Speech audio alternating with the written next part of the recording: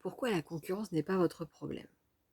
Alors, soyons clairs, dans le domaine du bien-être, il y a énormément de concurrents, que ce soit en termes de coach, d'énergie, d'énergéticiens, diététiciennes et d'esthéticiennes pour le bien-être, de masseurs, mais aussi bien évidemment de thérapeutes. C'est un monde qui est surchargé, oui. Et pour autant, il y a des personnes qui sortent de la norme. Pourquoi? Parce que elles ont ou une expérience de vie qui leur donne une certaine énergie, ce qui fait que les gens vont suivre en disant: «Bah, tiens, elles sont passées exactement par quoi je suis passée». Donc au-delà des outils, des méthodes employées, bah, ça va être vraiment ça qu'ils vont suivre.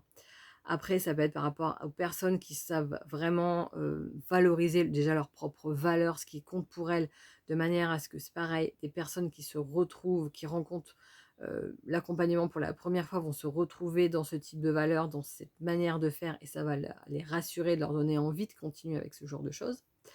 Après, ça peut être par rapport à ce qui distingue, sans le fait de justement de créer des choses immersives, de passer par le jeu, de passer par le rire, de passer par la créativité, de passer par des rituels, de passer par ce genre de choses qui font que ça se distingue des autres thérapeutes.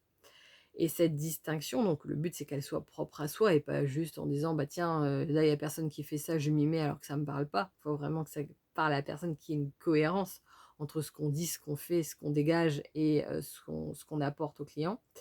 Mais cette, distinction va effectivement faire fuir certains clients qui vont se dire: «Bah non, moi ça sort un peu trop de la norme, je veux quelque chose de classique». OK.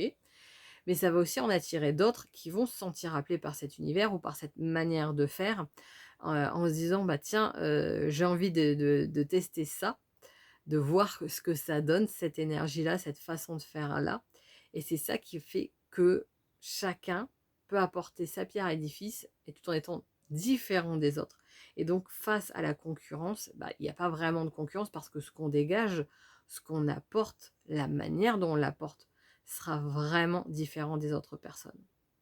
Donc dites-moi ce que vous en pensez, ce que vous avez déjà commencé à mettre en place pour, hem, faire des choses qui vous parlent à vous et commencer à vous distinguer par rapport aux autres concurrents, donc aux autres personnes qui sont dans le bien-être pour sortir de cette concurrence très basique de, «J'utilise telle méthode» ou «Je suis à tel tarif» ou «Je travaille tel ou tel jour», donc termes organisationnels qui sont certes des éléments qui vont intéresser certains clients, mais qui sont pas de ce fait-là distinguables par rapport à notre accompagnement bien-être, ou qui pourrait être de ce fait-là vous êtes interchangeables, si je puis dire.